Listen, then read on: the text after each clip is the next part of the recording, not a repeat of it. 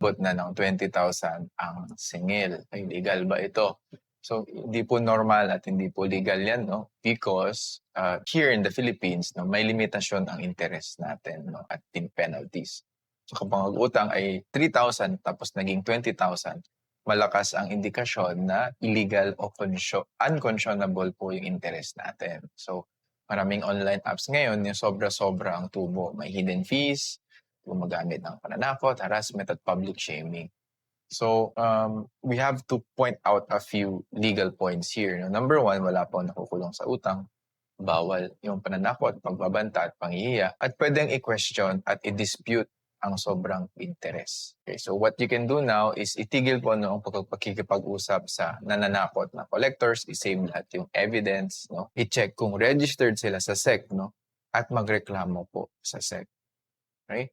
Kung magbabayad, ang principal at reasonable interest lang po, no? Huwag yung abusadong interest, no? Because you have a right to have it stricken down, but it has to be questioned first in court.